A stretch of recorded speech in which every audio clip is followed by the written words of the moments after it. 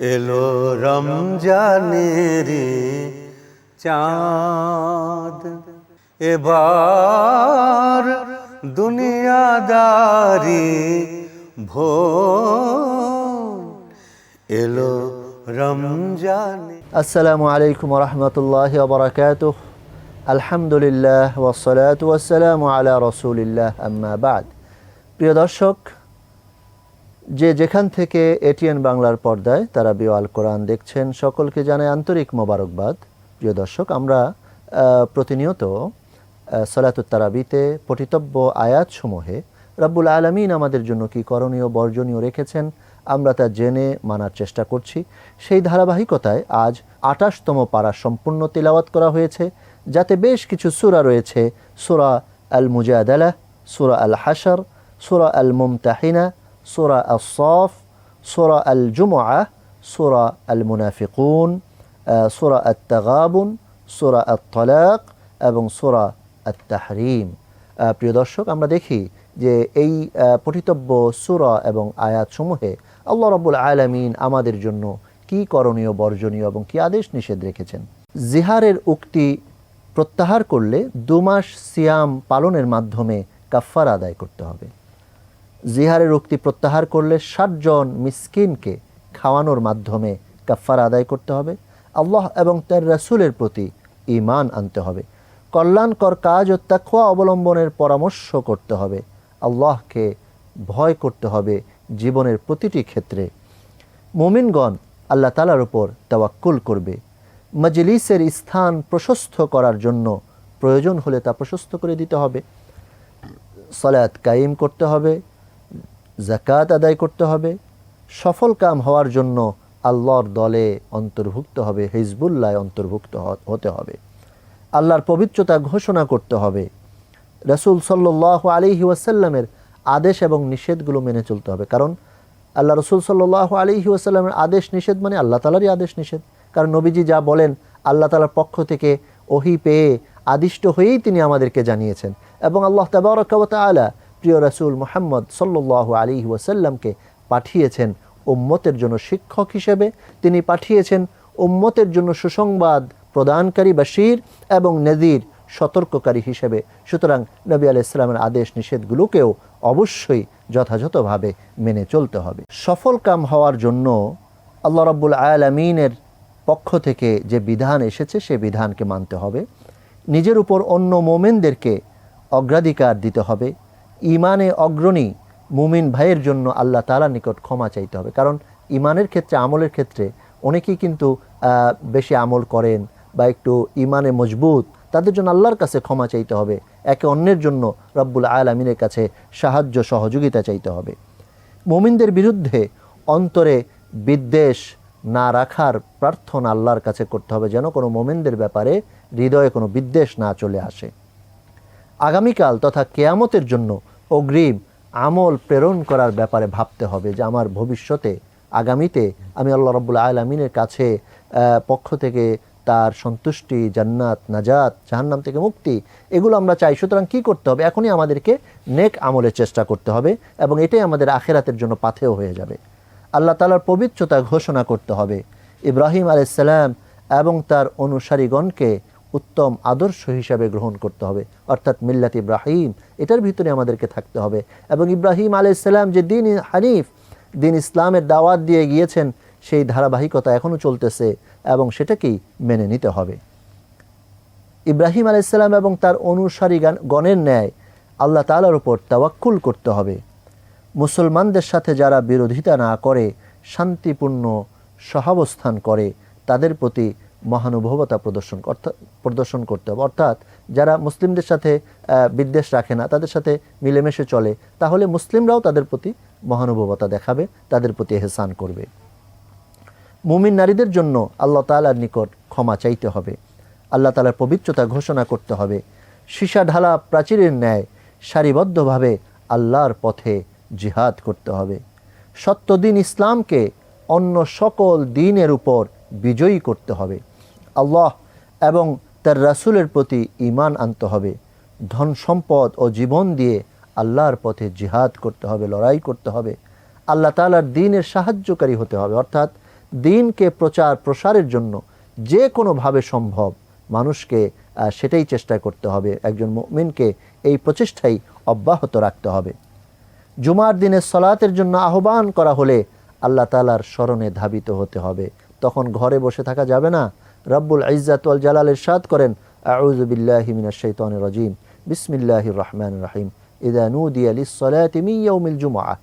হ্যাঁ, আল্লাহ তাআলা বলতে, হে ঈমানদারগণ, যখন তোমাদেরকে জুমার দিন আহ্বান করা হয়, ফাসআউ ইলা যিকরিল্লাহ ওয়া যারুল বাই', তুমি দুনিয়ার বেচা কেনা ব্যবসা বাণিজ্য সব পরিত্যাগ করো, সকল কর্ম বাদ দিয়ে এখন তুমি জুমার দিকে আল্লাহ তাআলার স্মরণের দিকে তুমি ধাবিত হও, তুমি আল্লাহ তাআলার স্মরণের দিকে ছুটে আসো। সলাতের জন্য আহ্বান করা হলে ক্রয় বিক্রয় বন্ধ করতে হবে। সলাত সমাপ্তির পর পৃথিবীতে ছড়িয়ে রব্বুল আলামিনের অনুগ্রহ অনুসন্ধান করতে হবে। সফলকাম হওয়ার জন্য আল্লাহ রব্বুল আলামিনকে অধিক পরিমাণে স্মরণ করতে হবে। মুনাফিকদের ব্যাপারে সতর্ক হতে হবে। মৃত্যু আসার পূর্বে আল্লাহ রব্বুল আলামিনের প্রদত্ত রিজিক থেকে ব্যয় করতে হবে। পাপ মোচন ও জান্নাতে দাখিলের জন্য রব্বুল আলামিনের প্রতি ঈমান আনতে হবে। আল্লাহ এবং তার রাসূলের যথাযথ আনুগত্য করতে হবে। মুমিনগণ রব্বুল আলামিনের উপর যথাযথভাবে তাওয়াক্কুল করবে। ধন সম্পদ ও সন্তান সন্ততি তারা দুনিয়ার জন্য আল্লাহ রব্বুল আলামিনের পক্ষ থেকে পরীক্ষা। এই পরীক্ষার ব্যাপারে সচেতন হতে হবে। আল্লাহ রব্বুল আলামিন আমাদেরকে ধন সম্পদ দিয়েছেন, সচ্ছলতা দিয়েছেন। এই সচ্ছলতাকে কি আমি কাজে লাগাচ্ছি কিনা, এটা কিন্তু আল্লাহ তাআলা দেখছেন। আমাদেরকে সন্তান দিয়েছেন, সেই সন্তান রব্বুল আলামিনের পক্ষ থেকে আমানত। সুতরাং আমরা সেই আমানতদারিতা রক্ষা করছি কিনা, তাদের জন্য কি করণীয় ছিল, তাদেরকে কি শিক্ষা দেওয়া উচিত ছিল, তাদেরকে কোন পথে পরিচালিত করা উচিত ছিল, আমি কি সেই চেষ্টা ছোটোবেলা থেকে করছি কিনা। আমরা অনেকেই দেখা যায় যে বড় হয়ে গেছে, সন্তান এখন কথা শুনে না, সন্তানকে সালাত আদায় করতে বললে, নামাজ পড়তে বললে নামাজ পড়ে না, রোজা রাখতে বলে রোজা রাখে না, পিতা মাতার সাথে ভালো আচরণ করে না। আসলে এই শিক্ষা তো তাকে আমার ছোটোবেলা থেকেই দিতে হবে। যেই দীক্ষা, যেই শিক্ষা প্রিয় নবী মুহাম্মদুর রাসূলুল্লাহ সাল্লাল্লাহু আলাইহি ওয়াসাল্লাম তার উম্মতকে দিয়েছেন, যে ছোটোবেলা থেকেই তাকে সলাতের প্রশিক্ষণ দাও, ছোটোবেলা থেকেই তাকে ইহসানের প্রশিক্ষণ দাও। তুমিও তোমার পিতা মাতার সাথে উত্তম আচরণ করো, এটা সে দেখবে, দেখে সে শিখবে, সে তখন তোমার সাথে উত্তম আচরণ করবে। তুমি তাকে উত্তম শিক্ষা দাও, সুশিক্ষা দাও। তুমি তোমার পুত্র এবং কন্যাকে যখন সুশিক্ষা দিবে, তারা তখন নেক সন্তান হবে। তারা তোমার জন্য জীবদ্দশায় যেমনিভাবে ইহসানের আচরণ করবে, একইভাবে তোমার মৃত্যুর পর রব্বুল আলামিনের নিকট দোয়া করবে, রব্বির হামহুমা কামা রব্বায়ানি সগীরা। দেখেন, এই প্রাপ্তি কিন্তু সহজ নয়। সন্তানদের থেকে এই প্রাপ্তির জন্য অবশ্যই সন্তানদেরকে আমানত মনে করে, তাদেরকে আল্লাহ তাআলার পক্ষ থেকে পরীক্ষা মনে করে তাদের সাথে উত্তম আচরণ করতে হবে, যথাযথ আচরণ করতে হবে, এবং তারা যেন সঠিক পথে থাকে সেই শিক্ষা এবং প্রশিক্ষণ তাদেরকে ছোটোবেলা থেকেই দিতে হবে। আশা করা যায় তাহলে এই সন্তান আমাদের অনুগত থাকবে, এই সন্তান আমাদের জন্য এহসানকারী সন্তান হবে, এই সন্তান আমাদের জন্য দোয়াকারী সন্তান হবে। এই লক্ষ্যে আমাদের প্রত্যেককেই অবশ্যই চেষ্টা করতে হবে। সন্তানকে ছেড়ে দিলে চলবে না, যে সন্তান যেভাবে ইচ্ছা সেভাবে চলুক, এই কাজ করলে চলবে না, বরং তাদেরকে পরিকল্পনা মোতাবেক, তাদেরকে সুন্দর সুন্দর উপদেশের দ্বারা, তাদেরকে নিয়ে একসাথে দ্বীনি আমলের দ্বারা তাদেরকে কিন্তু গড়ে তুলতে হবে। সম্পদ বৃদ্ধির জন্য রব্বুল আলামিনকে কর্জে হাসানা দিতে হবে। অন্তরের কার্পণ্য থেকে মুক্ত হতে হবে। স্ত্রীদেরকে তালাক দেওয়ার ক্ষেত্রে ইদ্দতের হিসাব রাখতে হবে। স্ত্রীদের বিদায় দেওয়ার সময় ন্যায়পরায়ণ দুজন সাক্ষী রাখতে হবে। যে স্ত্রীর হাইজ হওয়ার আশা নেই এবং যাদের এখনও হাইজ হয়নি, তাদের ইদ্দতকাল 3 মাস গণনা করতে হবে। কাজে কর্মে সহজতা পাওয়ার জন্য আল্লাহ রাব্বুল আলামিনকে ভয় করতে হবে, যেন আল্লাহ তাআলা সকল কাজে সাহায্য সহযোগিতা করেন। পাপ মোচন এবং মহাপুরস্কার প্রাপ্তির জন্য আল্লাহকে ভয় করতে হবে। তলাকপ্রাপ্তা স্ত্রীকে সামর্থ্য অনুযায়ী ঘরে থাকতে দিতে হবে। তলাকপ্রাপ্তা গর্ভবতী স্ত্রীর জন্য সন্তান প্রসব হওয়া পর্যন্ত ব্যয় নির্বাহ করতে হবে। তলাকপ্রাপ্তা স্ত্রী যদি সন্তানকে স্তন্যদান করে, তার জন্য তাকে পারিশ্রমিক দিতে হবে। জান্নাতে দাখিল হওয়ার জন্য রব্বুল আলামিনের প্রতি যথাযথভাবে ঈমান আনতে হবে। জান্নাতে দাখিল যদি কেউ হতে চায়, তাহলে অবশ্যই ঈমানের সাথে সাথে তাকে কিন্তু সৎকর্ম, নেক আমল করতে হবে। নিজেকে এবং নিজের পরিবার পরিজনকে জাহান্নামের আগুন থেকে রক্ষা করতে হবে। আল্লাহ তাআলা ইরশাদ করেছেন, কু আনফুসাকুম ওয়া আহলিকুম নারা, তোমরা নিজেদেরকে এবং নিজেদের পরিবারকে জাহান্নামের আগুন থেকে হেফাজত করো। এই জন্য যে কোনো দিনই কাজ পরিবার থেকে শুরু করতে হবে, যে কোনো ভালো কাজ, যে কোনো কল্যাণমূলক কাজ ফ্যামিলি থেকেই শুরু করতে হবে। এই জন্য পরিবার হতে হবে আমাদের দাওয়াতের কেন্দ্রস্থল, যেখানে আমরা দাওয়াত দিব আমাদের স্ত্রীদেরকে, আমাদের সন্তানদেরকে, যেখানে আমার প্রবেশ করা থেকে শুরু করে বের হওয়া পর্যন্ত প্রতিটি কর্মকাণ্ড হবে আদর্শ নির্দেশনামূলক। আমাদের সন্তান দেখবে, আমাদের পরিবার দেখবে, দেখে তারা শিখবে, তারা তখন আখিরাতমুখী আচরণ করবে এবং সেই ধারাবাহিকতা বংশ পরম্পরায় চলতে থাকবে। আমরা যদি বাসা বাড়িতে আমাদের খেয়াল খুশি মতো চলি, দিনকে অনুসরণ না করি, সেখানে কোরআনের কোনো আলোচনা হয় না, সেখানে সলাত আদায় করা হয় না, সেখানে তিলাওয়াত হয় না, জিকির হয় না, আল্লাহর কথা স্মরণ হয় না, নবীজির কথা স্মরণ হয় না, সুন্নতের কোনো অনুসরণ হয় না, তাহলে তো ওই ঘরে কোনো কল্যাণ থাকবে না, ওই ঘরে অকল্যাণ অশান্তি চলে আসবে। এই জন্য আল্লাহ তাআলা আমাদের সকলকে বুঝার তৌফিক দান করেন এবং নিজেদেরকে এবং নিজেদের পরিবার পরিজনকে জাহান্নামের আযাব থেকে হেফাজতের জন্য সকলে যেন সচেষ্ট হতে পারি, সেই তৌফিক আল্লাহ তাআলা দান করেন।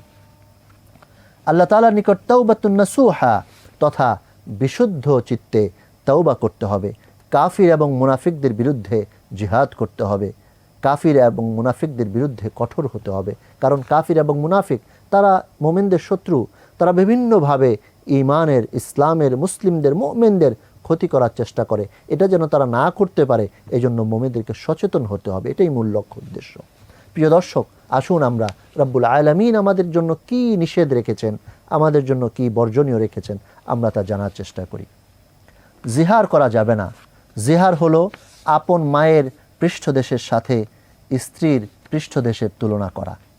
আল্লাহ এবং তার রাসূলের বিরুদ্ধাচারণ করা যাবে না। মানুষের গোপন পরামর্শ আল্লাহ জানবেন না, একথা ভাবা যাবে না। যে কোনো মানুষের যে কোনো অবস্থা, এমনকি আল্লাহ তাআলা আলিমুম বিযাতিস সুদূর, আলিমুম বিযাতিস সুদূর, তিনি মনের খবরও জানেন। সদরের ভিতরে, আমার মনের ভিতরে, আমার চিন্তা চেতনায়, আমার মন মননশীলতায় আমি কি করছি, আমি কি ভাবছি, কি আমার ভিতরে খেলা করছে, সব কিছু আল্লাহ তাবারাকা ওয়া তাআলা জানেন। সুতরাং আমরা গোপনে যদি কোনো পরামর্শ করি, যেটা আল্লাহ রাব্বুল আলামিন জানবেন না, এ কথা ভাবার কোনো সুযোগ নেই। এটা ভাবতো মুনাফিকরা, ভাবতো, কিন্তু মুমিনরা এটা ভাবতে পারবে না। ইসলামের বিরুদ্ধে গোপন কোনো পরামর্শ করা যাবে না, কারণ আল্লাহ তাআলা জানেন এবং এটার জন্য রাব্বুল আলামিন অবশ্যই হিসাব নেবেন। পাপাচার, সীমালঙ্ঘন ও রাসূলের বিরুদ্ধে গোপন পরামর্শ করা যাবে না। আল্লাহ তাআলার গজবপ্রাপ্ত সম্প্রদায়ের সাথে বন্ধুত্ব করা যাবে না। জেনে শুনে মিথ্যা শপথ করা যাবে না। শপথকে ঢাল স্বরূপ গ্রহণ করা যাবে না। আল্লাহ তাআলার পথে কাউকে বাধা দেওয়া যাবে না। হিজবুশ শয়তান তথা শয়তানের দলে অন্তর্ভুক্ত হওয়া যাবে না, বরং হিজবুল্লাহ বা আল্লাহর দলে অন্তর্ভুক্ত হতে হবে। আল্লাহ এবং তার রাসূলের বিরুদ্ধাচারীদের সাথে সম্পর্ক রাখা যাবে না। ইয়াহুদীদের ন্যায় আল্লাহ ও তার রাসূলের বিরুদ্ধাচরণ করা যাবে না। আল্লাহকে ভুলে যাওয়া যাবে না। জাহান্নামের অধিবাসী এবং জান্নাতের অধিবাসী দুইজনকে সমান মনে করা যাবে না। জাহান্নামের অধিবাসীরা আযাবে, গজবে, বিপদে, কষ্টে সময় কাটাবে, আর জান্নাতীরা আল্লাহ তাআলার পক্ষ থেকে নাজ ও নিয়ামত রব্বুল আলামিন ইরশাদ করেছেন, ওয়ালাকুম ফিহা মা তাশতাহি আনফুসুকুম ওয়ালাকুম ফিহা মা তাদউন, সেখানে তোমাদের মন যা চায় তোমরা তাই পাবে, যা ইচ্ছা করো তাই তোমরা লাভ করবে। সুতরাং জান্নাতি আর জাহান্নামী কখনো সমান হতে পারে না। আল্লাহ ও তার রাসূলের শত্রুদের সাথে গোপনে বন্ধুত্ব করা যাবে না। মুসলমানদের বিরুদ্ধে যারা যুদ্ধ করে এবং তাদেরকে স্বদেশ থেকে নির্বাসন করে, তাদের সাথে বন্ধুত্ব করা যাবে না। মুমিন নারীদের জন্য কাফিরদেরকে বিবাহ করা যাবে না, হালাল হবে না। মুমিনগণ কাফির নারীদের সাথে দাম্পত্য সম্পর্ক বজায় রাখবে না। আল্লাহ তাআলার গজবপ্রাপ্ত সম্প্রদায়ের সাথে বন্ধুত্ব করা যাবে না। নিজে না করে অন্যকে পালন করার উপদেশ দেওয়া যাবে না। নিজে পালন না করে অন্যকে উপদেশ দিয়ে আল্লাহর অসন্তোষ অর্জন করা যাবে না। ইসলামের দিকে আহুত হয়ে আল্লাহ সম্বন্ধে মিথ্যা রচনা করা যাবে না। আল্লাহর নূর তথা ইসলামকে ফু দিয়ে নিভিয়ে দেওয়ার দুঃসাহস করা যাবে না। নিকৃষ্ট সম্প্রদায়ের ন্যায় আল্লাহর আয়াতসমূহকে মিথ্যা প্রতিপন্ন করা যাবে না। মুনাফিকদের ন্যায় শপথকে ঢাল স্বরূপ ব্যবহার করা যাবে না। মুনাফিকদের ন্যায় মানুষকে আল্লাহর পথে বাধা দেয়া যাবে না। ধন সম্পদ ও সন্তান সন্ততির মোহে পড়ে আল্লাহর স্মরণ থেকে উদাসীন হওয়া যাবে না। তালাক দেওয়ার পর স্ত্রীদেরকে ঘর থেকে বের করে দেওয়া যাবে না। আল্লাহ তাআলার নির্ধারিত সীমা লঙ্ঘন করা যাবে না। তালাকপ্রাপ্তা স্ত্রীকে সংকটে ফেলার জন্য উত্ত্যক্ত করা যাবে না। পারিবারিক জীবনকে সুন্দরভাবে মেনে চলতে হবে। তালাক আল্লাহ তাআলা পছন্দ করেন না। মানুষকে অবশ্যই যখনই দ্বীনি পরিবেশ পরিবারে কায়েম হয়ে যাবে তখনই সেখানে তালাক আসবে না, সেখানে তখন অশান্তি আসবে না। সুতরাং প্রিয় দর্শক, আমরা এতক্ষণ রব্বুল আলামিনের পক্ষ থেকে নির্দেশিত নির্দেশনাগুলো শ্রবণ করলাম। এগুলোকে অবশ্যই আমাদের জীবনের প্রতিটি ক্ষেত্রে মেনে চলার চেষ্টা করতে হবে এবং সেই তৌফিক কামনা করতে হবে মহান আল্লাহ রব্বুল আলামিনের দরবারে। আসুন আজকে মাহে রমাদানের এই সুন্দর সময়ে রজনীতে আমরা আল্লাহ তাআলার দরবারে আবেদন করি, আল্লাহ তাআলা যেন আমাদের সকলকে তার এই নাজিলকৃত কিতাব অনুযায়ী এবং প্রিয় নবী সাল্লাল্লাহু আলাইহি ওয়াসাল্লামের সুন্নাহ অনুযায়ী জীবনকে গড়ার তৌফিক দান করেন। ওয়া আখিরু দাওয়ানা আনিল হামদুলিল্লাহি রাব্বিল আলামিন। ওয়াসসালামু আলাইকুম ওয়া রাহমাতুল্লাহি ওয়া বারাকাতুহু।